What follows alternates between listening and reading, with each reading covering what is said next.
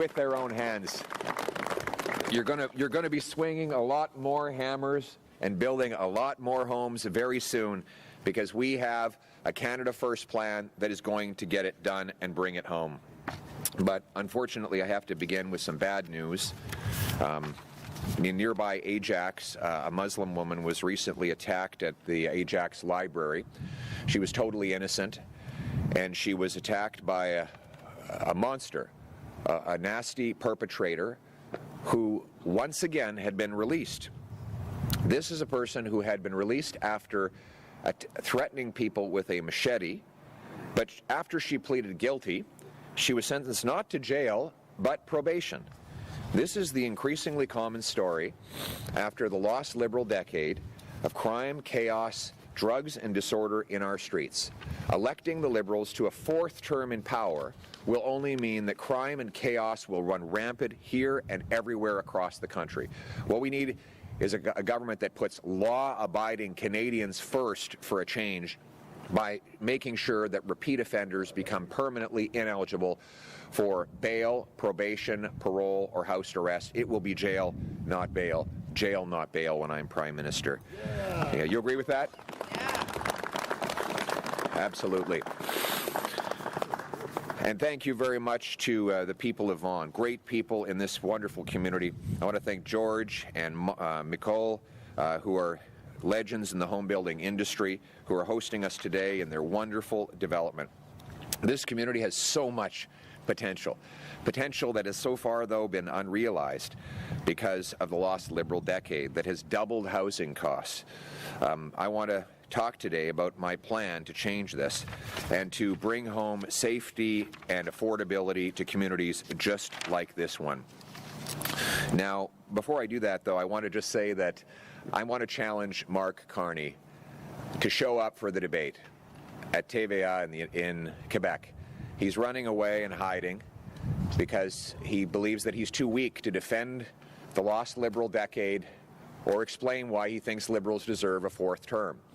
Let's have a debate in French where we put together the choice. Either a fourth Liberal term after costs and crime have gone up and our economy has gone down under the American thumb, or putting Canada first for a change with a new Conservative government that will build the homes. I'll even pay Mr.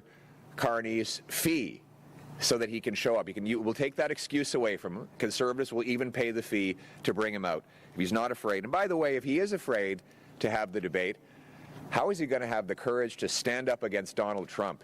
It's going to take someone who's strong enough to do that. And if he's not afraid, then he'll show up at that debate. I'm not afraid, and I'm ready to enjoy that debate with him. And one of the things we will be debating is the Liberal housing crisis. Because after the lost Liberal decade, housing costs have doubled. They've risen faster than in any other G7 country. Toronto and Vancouver are now the most expensive housing markets in all of North America, worse than New York, Los Angeles, Chicago, Seattle.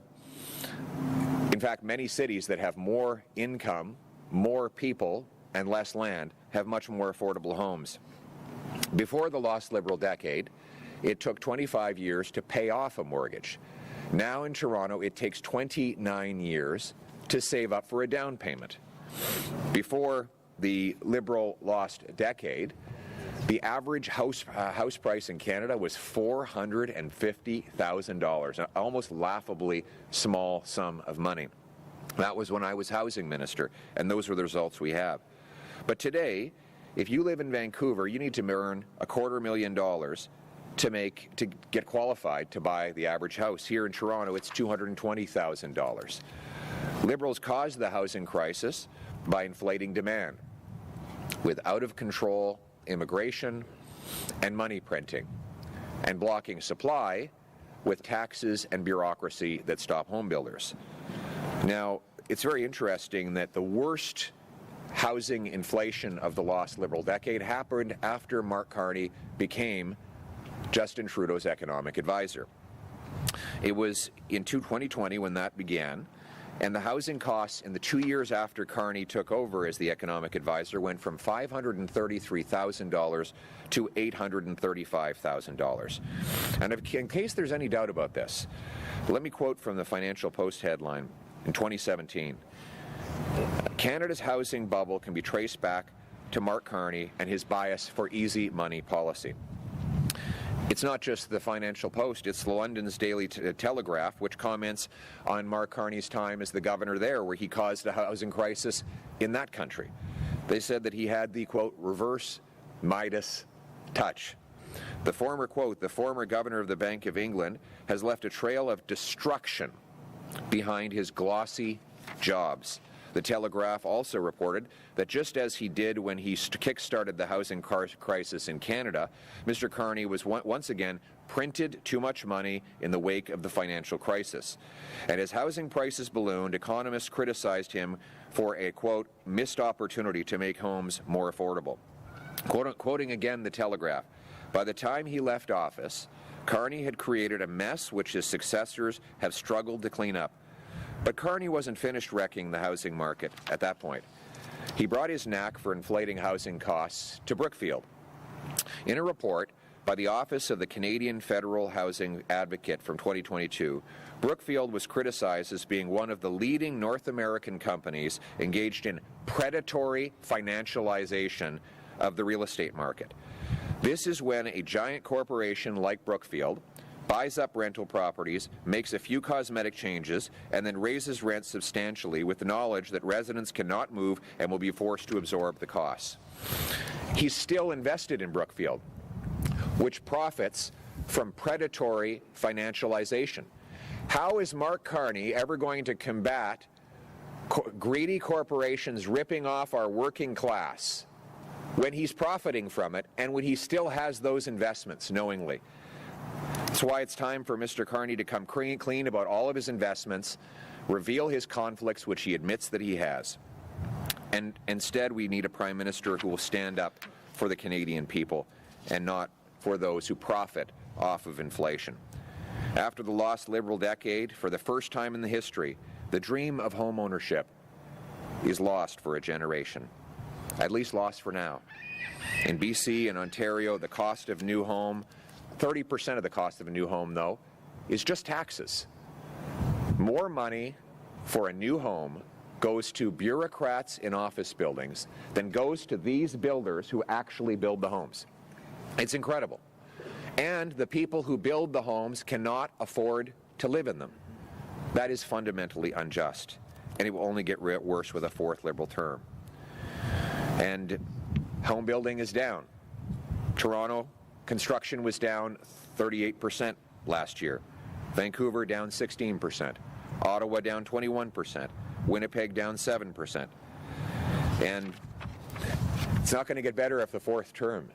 Today, the worst immigration minister in the history of the country, who also happens to be the worst housing minister in the history of the country, Sean Fraser, announced that after 10 years helping bring about the lost Liberal decade, he will be running again for Mark Carney. So you're going to have the same Liberal ministers, the same Liberal MPs, the same Liberal strategists making the same Liberal promises as they did to bring about the housing crisis if they're elected for a fourth term. Mr. Fraser was the one that brought the Century Initiative into immigration policy, a policy designed to increase our population to 100 million. With this massive uncontrolled population growth, he helped contribute to creating this crisis in the first place, and now Mark Carney and the Liberals say that he should be back. Now, the reason all of this is the reason why I announced about 7 or 8 months ago that a Conservative government would put our country first by eliminating GST on all homes up to $1 million. I then brought that idea to the House of Commons in a motion, and 100% of Liberal MPs voted against it. They unanimously opposed the idea, and they could have done it. They could have implemented it. Mr. Carney even could have implemented it last week before he called the election. They did not. If they're elected to a fourth term, they will never do it. But the problem has gotten even worse since I made that announcement. Now, $1 million is not enough to get the average home in many markets. It's almost surreal, isn't it? You know, 10 years ago, $1 million would have got you a castle on a mountain overlooking a valley of gold. 10 years ago, $1 million home was for the extremely rich. Now, these homes like this, often go for more than $1 million. It is astonishing. It's almost hallucinogenic how badly the Liberals have destroyed our housing market, and with it, the Canadian promise. But we have to adapt. As Liberals make problems worse, Conservatives push further to make things better. And that's why, in acknowledging the Liberal housing crisis has worsened since October, I'm announcing that a new Conservative government will put Canada first by taking GST, the federal sales tax, off of all homes under $1.3 million. We will axe the tax so that every Canadian can buy a new home tax-free. That will spark 360,000 extra homes every single year, boost our GDP by $2.5 billion, create tens of thousands of jobs for our builders right behind me, and also for our forestry workers who will get back out into our forests, harvesting our wonderful lumbers, turning towering timbers into 2x4s that will uphold these wonderful homes. We'll build Canadian homes with Canadian lumber, Canadian trades workers doing the job. This will mean a savings of up to $65,000 on a new home, or $3,000 less in annualized mortgage payments. Real savings for Canadians will be also compounded as we incentivize municipalities to free up land, speed up permits, and cut development charges to build 15% more per year. We will sell off 15% of federal buildings and land to build homes. We will reject the Liberal Century initiative that would increase our population to 100 million.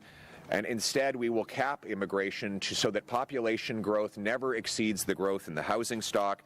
We will also cut income taxes by 15% so that the average working family has an extra $2,000 to make their mortgage payments and afford a home. After a lost Liberal decade, with costs and crime up and our economy down under the American thumb, Canada cannot afford a fourth Liberal term. It is time for us to put Canada first for a change, with a new Conservative government that will remove gatekeepers, cut taxes, build homes, build millions of homes, a government that will axe taxes, build homes, unleash resources, stop crime, and bring home the jobs that the Liberals sent south to Trump. We will stand up to the American president from a position of strength. More important than anything, we will bring home the Canadian promise. We will once again make this a country where hard work gets you a great life in a beautiful home on a safe street protected by brave troops under a proud flag. Canada first. Let's bring it home. Thank you. Thank you. Thank you. We will now take questions from the floor. Karanjit from Redacton, good morning. My question might not be directly related to today's announcement, but it's regarding affordable healthcare. Yes. Earlier, Mr. Jagmeet Singh and recently Mr. Mark Carney stated that policies like dental care and pharmacare would be at risk if you became Prime Minister. Given your past opposition to expanding federal healthcare programs, do you plan to roll back these initiatives if elected? We will protect these programs, and no one who has them will lose them. And I would note, let's go through them one at a time. We will make sure that nobody loses their dental care. We will also, on child care, we all believe that there should be more affordable child care in this country. The Liberals, though, have imposed a massive top-down bureaucratic system that has actually meant 120,000 fewer kids have daycare spaces than when they first created the program. A third more families are struggling to get child care spaces than when the Liberals first created this program. Now they're making even more promises on the eve of an election, and in order to get a fourth term in power after the lost Liberal decade. Why do we have worse child care today than when the Liberals took office? Because they've imposed top-down, government knows best rules that have shut down private daycares that don't meet the government knows best model. the one-size-fits-all model, and most of the money has been consumed by bureaucracy. So while honoring the agreements on childcare with the provinces, we're going to give more freedom and flexibility to parents, providers, and provinces to support the childcare of all the kids.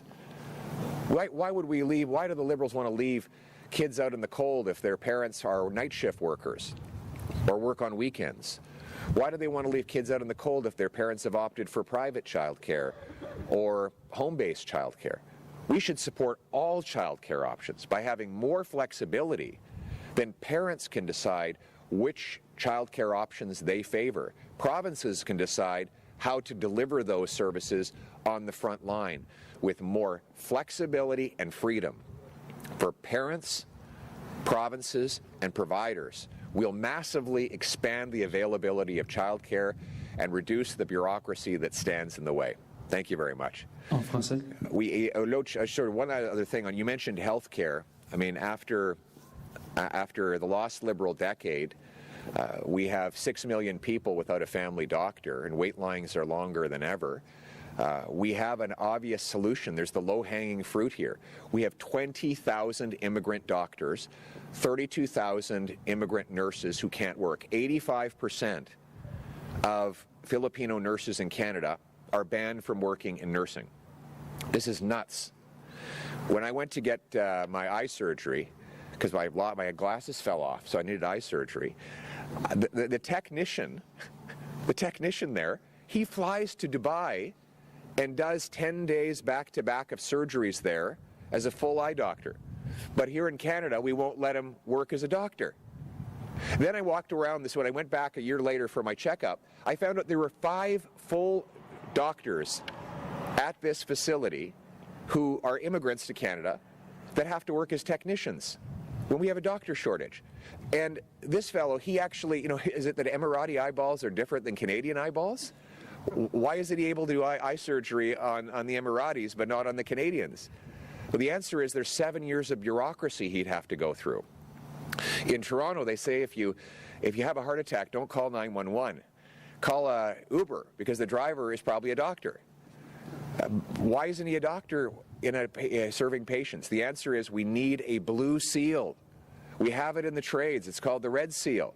You can take a test, prove you're qualified up to a Canadian standard, our high standards, prove you're hitting our standard, we give you a license, and then get the provinces to recognize that license so that we can have thousands more doctors, nurses, and also architects, engineers, and others. That is the simplest way to get our hospitals filled up with more doctors today and reduce these wait lines. Donc, en français, on va faire en sorte que tous les soins dentaires, tous les gens qui reçoivent les soins dentaires vont le garder. On va aussi, en termes de garde d'enfants, après le décennie perdu des libéraux, il y a 120 000 plus d'enfants qui... excuse-moi, 120 000 moins d'enfants qui n'ont pas de place aux garderies. Et il y a un tiers de plus de familles qui ont de difficultés à trouver un soin pour leurs enfants. Pourquoi? Parce que les libéraux ont imposé la paperasse et les règles qui empêchent les fournisseurs privés et les autres options communautaires. Ils ont dépensé l'argent sur la bureaucratie. Moi, je vais donner plus de liberté et de flexibilité aux provinces, aux familles et aux fournisseurs de garde d'enfants de le faire dans leur façon, incluant supporter des familles où les parents travaillent la nuit ou les fins de semaine, incluant les garderies privées et incluant les garderies aux maisons. C'est en ayant plus de flexibilité et de liberté pour les provinces et les parents que nous aurons un meilleur garde d'enfants. Merci beaucoup. Thank you. Next question. Hi, Per. I'm Surya from Y Media. Yes, sir. So, Globe and Mail has done a story on election interference on Conservative leadership campaign. What are your comments on that? Well, first of all, let's quote from that Globe and Mail article. I'm going to quote here. CSIS also did not have evidence that Mr. Poilievre or members of his inner circle were aware of these alleged actions. Then I'm going to quote the Hogue Commission, and I quote, "The Commission heard testimony about allegations of the government India interference in the Conservative Party leadership race. CSIS witnesses noted that they had no reason to believe the impacted candidates would have been aware of the alleged support." Let's be honest. I won the leadership fair and square. Even my political competitors, like Mr. Patrick Brown, have publicly testified under oath that that was the case. But I'm glad that the Liberals put this attack out today. Really glad. Because there's something that's really been worrying me. After Justin Trudeau named Mark Carney his economic advisor, giving him massive power over public policy in Canada, Mr. Carney went over for meetings in Beijing where he just had secret talks with the deputy governor of the Chinese Central Bank. 2 weeks later, Brookfield got a $250 million loan. What did they talk about? What did Mr. Carney in his role as Trudeau's economic advisor offer China? Why would he be having secret meetings with top government-controlled bankers about getting a $250 million loan while he was supposed to be acting in Canada's interest as the Prime Minister's economic advisor? Why would he be collaborating with a hostile foreign regime that we have since learned executed 4 Canadians and took numerous Canadians hostage for a lengthy period of time? And given that Mr. Carney knows that he still owns massive financial interests in Brookfield, which owes a $250 million to a Chinese state-controlled bank, how do we know he's not going to act against our interests in favor of his financial interests? Why didn't he stand in front of this microphone and confess to Canadians that he owes the Chinese government that kind of money? Is this why he's covering up his financial interests? And given that China has murdered our people, taken our people hostage, how is he ever going to stand up to foreign interference when he is so financially compromised? We have never in our history had a weak, out-of-touch leader so terribly compromised and conflicted, whose interests go against our national interests. And I call on Mr. Carney right now to come before a microphone today and explain if this loan is still in place and if he still has those Brookfield assets that he had up until a few weeks ago. Because we cannot trust someone. Could you imagine, while you're supposed to be advising Canada's Prime Minister on the well-being of our economy, going to a foreign regime that had executed Canadian citizens, taken Canadians hostage, that it had already been public that they had interfered in multiple elections. They've done incursions into our northern waters. Mark Carney will never be able to protect our national interests because he has massive financial conflicts of interest overseas. What we need now is not to give the Liberals a 4th term with a weak and compromised leader. What we need is a Prime Minister who will put Canada first for a change. Oui. Merci pour la question. La commission, premièrement, laissez-moi citer du Globe and Mail. Les services de renseignement n'ont pas, j'essaie de traduire parce que je l'ai en anglais, mais n'ont aucune preuve que M. Poilievre ni des membres de son équipe étaient au courant des allégations en question. Et la commission Hogue a dit aussi que les témoignages qu'elle a entendus là-dessus ont montré on montrait aucune preuve que le Parti conservateur ni les candidats en question étaient au courant de l'ingérence de l'Inde. Mais soyons clairs, j'ai gagné la course à la chefferie parce que j'avais le support. C'était une victoire massive. Je n'avais pas besoin de l'aide de personne. Et M. Brown, qui s'est présenté contre moi a témoigné dans le Parlement que l'ingérence présumée n'a eu aucun effet sur le résultat. Mais je suis très heureux que M. Carney et les libéraux ont donné cette attaque aujourd'hui. C'est intéressant, après une décennie perdue, des libéraux ont permis au Canada de devenir un pays où l'ingérence étrangère est massive et visible à travers le Canada. Et maintenant, ils essaient d'instrumentaliser cet enjeu afin de gagner un 4e mandat. Mais je suis très heureux qu'ils ont fait ça aujourd'hui parce que ça me permet de m'adresser à une préoccupation très grave que j'ai depuis longtemps. Quelques mois après que M. Trudeau a nommé Mark Carney comme son conseiller économique, M. Carney est allé en Chine, à Beijing, pour rencontrer le vice-président de la Banque centrale de la Chine. 2 semaines plus tard, Brookfield, l'entreprise dont il était le président, a reçu un prêt de 250 millions de dollars. Comment ça se fait que maintenant, M. Carney ait toujours investi dans une entreprise qui doit 250 millions de dollars à une banque contrôlée par le gouvernement de la Chine? Comment ça se fait que M. Carney a utilisé son influence politique pour gagner accès au gouvernement étranger, surtout un gouvernement qu'il savait s'était ingéré dans notre politique, un gouvernement qui avait tué nos citoyens et pris en otage nos citoyens, et lui, il pensait que c'était approprié, en même temps qu'avoir un rôle formel de conseiller notre pays, notre premier ministre, à l'égard de l'économie, d'y aller faire affaire. Toujours, il est investi à Brookfield. Toujours, il doit le gouvernement chinois. Comment est-ce que Mark Carney va protéger le Canada contre l'ingérence étrangère en même temps qu'il est investi dans une entreprise, toujours,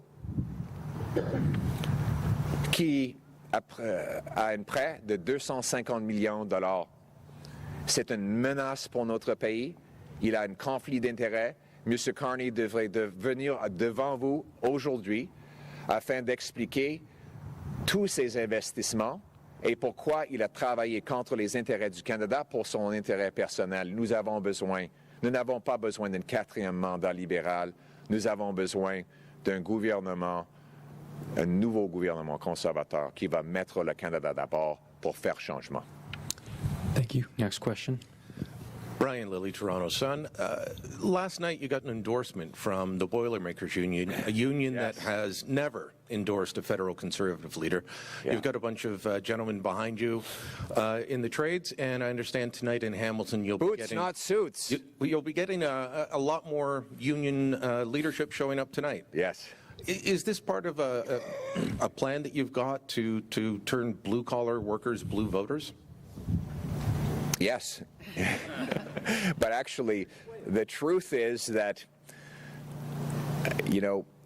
these are the people who literally build our country. And they realize that after the lost Liberal decade, they can't even afford a home.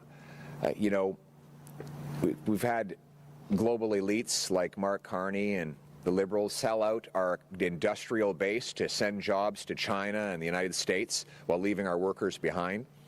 The people who build our homes cannot afford to live in them. Carbon taxes make it impossible for people to pay to gas their pickup truck. And if these guys want to go out for a weekend of hunting, well, the Liberals want to ban their hunting rifle too. The good, decent, common sense values of the people who build this country are exactly what we need to fix everything that's broken.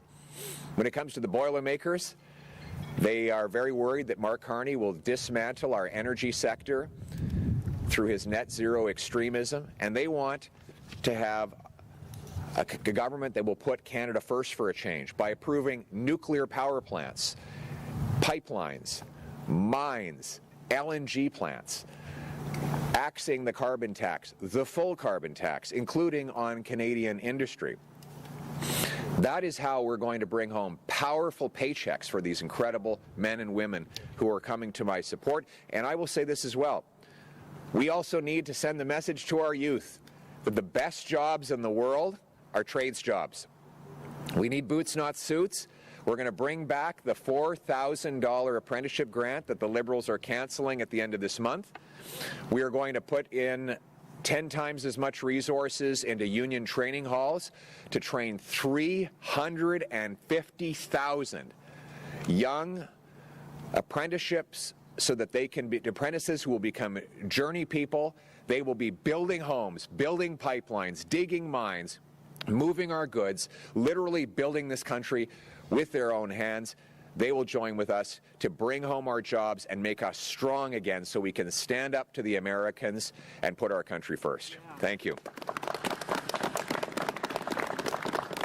All right. OK, merci beaucoup. Bonne question. Je suis très, très honoré d'avoir l'appui des Boilermakers. Comment Radio-Canada? Pouvez-vous m'aider, Boilermaker? Très bonne question. Très bonne question, merci. C'est moi qui pose des questions. On parle Boilermaker des fournaises? Oui, ils travaillent dans les centrales nucléaires. On va avoir une meilleure traduction. Je m'excuse. Les Boilermakers. Les Boilermakers, on a besoin de plus de Boilermakers et je suis très heureux d'avoir leur appui. J'adore les syndicats en métier parce qu'ils ne représentent pas seulement les travailleurs, mais ils les forment. Ils donnent les emplois. Et les travailleurs veulent supporter notre plan pour mettre le Canada d'abord, y compris en approuvant les centrales nucléaires, des usines de gaz naturel, les pipelines, éliminant le taxe carbone, couper les impôts pour rembourser le travail et surtout donner les ressources pour former 350 000 plus de jeunes apprentis dans les métiers avec la contribution, la bourse de 4 000 $ pour chaque apprenti qui va être mis en place selon notre plan Canada d'abord. Il nous faut des bottes et non pas des cravates pour bâtir notre pays et c'est ce que nous allons faire comme conservateurs. Donc, je remercie fortement ce syndicat. I want to thank this wonderful union, the Boilermakers. They're one of the greatest unions in Canada, and I am deeply touched to have them on side. And I hope there will be many more incredible trade unions that train up our people and build up our country to put Canada first. Thank you. Thank you. We will now take a question from the call-in line, and this will be the final question. Thank you. Raphaël Pirot, Journal de Montréal.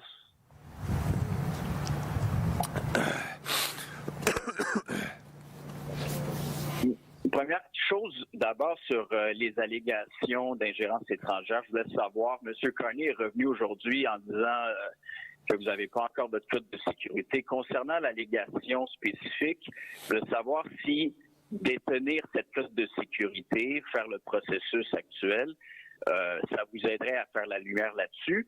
Et sur le même sujet, est-ce que vous pensez que M. Chandra Arya, c'est lié, le fait qu'il a été écarté de Népien, que c'est lié aux allégations d'ingérence étrangère?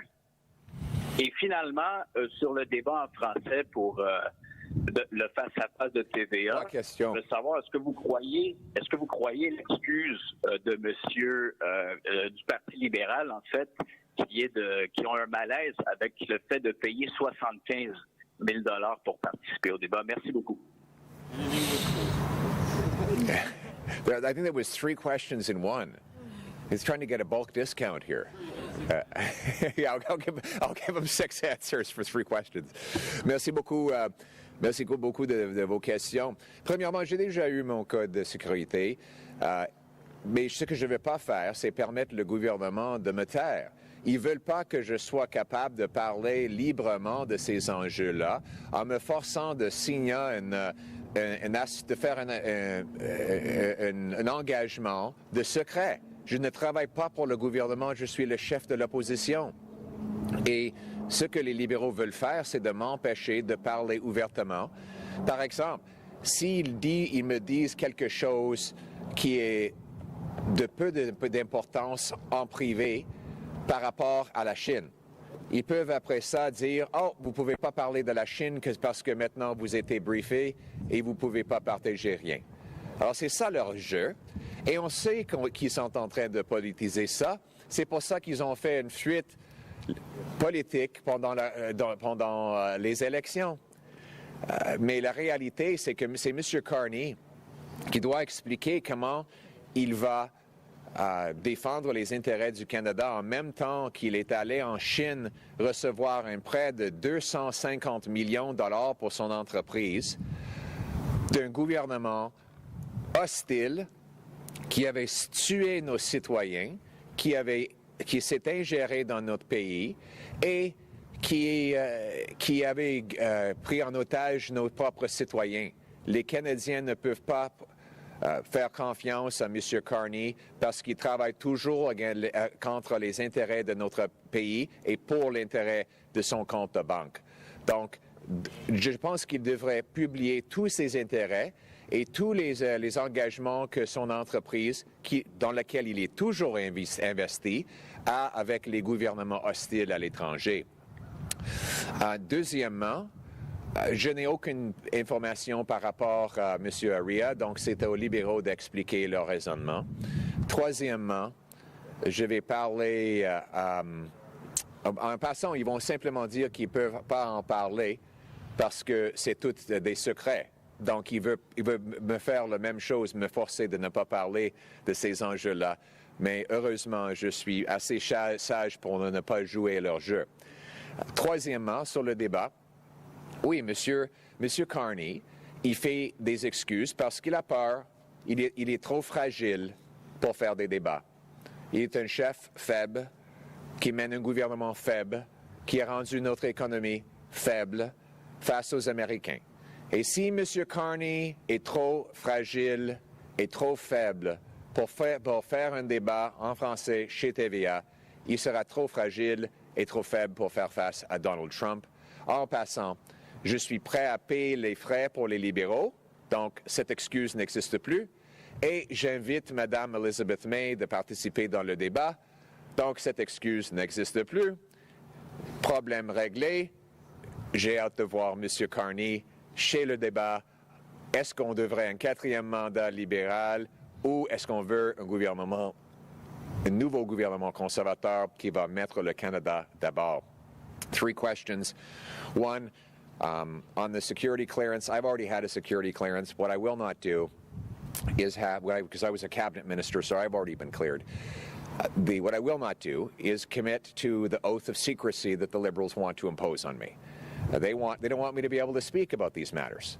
So they bring me into a dark room and they'll say, we're going to give you a little bit of breadcrumbs of intel, and then we'll tell you can't talk about any of this stuff anymore. So, for example, if they'd given me some kind of cursory briefing on China, then they would say, oh, you can't go talk about the fact that Mark Carney went off to Beijing and had meetings where he had secret talks with top government banking officials, after which a government bank gave his company a $250,000 loan, a loan that his company still owes, and a company in which he's still invested, meaning that he is the most compromised and conflicted leader our country has ever seen. He did this after seeing that China had interfered in 2 consecutive elections. He did this after seeing China take 2 of our people hostage. He did this after knowing that China had made incursions into our waters. How will Mark Carney ever protect Canada against Beijing's incursions into our territory, its interference in our country, or it's taking our jobs and our industrial base away when he owes them so much? And I won't be silenced on any of those issues. I look forward to hearing Mark Carney's answers, and I hope that Canadian media actually starts asking him some questions about the nature of Brookfield's holdings. It really is incredible. The media has had some of this information, and I look forward to them actually asking questions. We have a guy who's prime minister who's never been elected to anything. He's the most unscrutinized leader our country has ever had, and he's by far the most conflicted. We're putting it out ourselves from now on, by the way. This is a guy whose company denied coal miners his insurance arm denied coal miners their payments when they were dying of black lung in the States. They lost in court. The company lost in court. How is he ever going to stand up for working class people when that's the track record he has? He used renovictions, predatory financialization of real estate. How is he ever going to fix our housing crisis when that is his background? I've said in the past that he's just as bad as Justin Trudeau. Frankly, he's much worse, and he's much more conflicted, and he's going to be held accountable. On the debate, well, his excuses are changing from day to day. Mark Carney says he doesn't want to debate because there's a fee. Well, I'll pay the fee. He says that he doesn't want to debate because Elizabeth May has not been invited. Well, I'll invite her. So let's invite Elizabeth May. I'll pay the fee, so Mark Carney can't afford to pay $75,000. Conservatives are generous. We'll pay it for him. But if he's still too weak and fragile to debate at TVA, then he's too weak and fragile to stand up to Donald Trump and for our country. The debate is simple. Do we want a fourth Liberal term after the lost Liberal decade, or do we want a new Conservative government that will put Canada first for a change? Thank you very much. Thank you, everyone. That concludes today's press conference. Merci beaucoup. Merci beaucoup. Great to see you. Merci beaucoup. Well done. Merci beaucoup.